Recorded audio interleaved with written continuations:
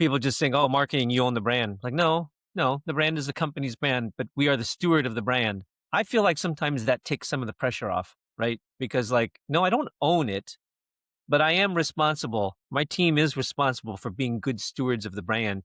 It's like you have the privilege and the onus to then do a good job of that. Yeah, I think it's such an important differentiation that you're making there in owning versus stewarding. Hmm. And back to the point of traits, I think often we find in marketers, perfectionism being one. The second is getting themselves emotionally tied to the brand, like that Hmm. their Hmm. some of their self-worth and how they view Yeah. themselves comes out into the work that they do. Hmm. And that context, that important distinction between ownership and stewardship is so important for like your ability to operate your own mental health and disconnect that the Hmm. work doesn't mean that it's Hmm. mine, it is Hmm. of the brand.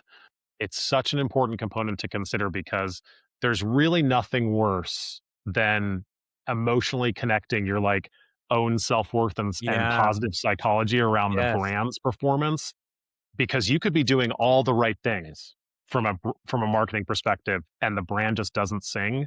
If Right. you can disconnect yourself from that feeling, it's a Right. much better perspective to take into the work to steward rather than own, for Yeah. sure.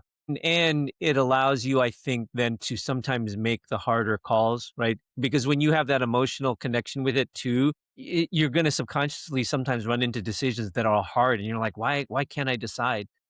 I think maybe if you take that slightly different angle on it, you might find that, okay, I can make an objective decision about this.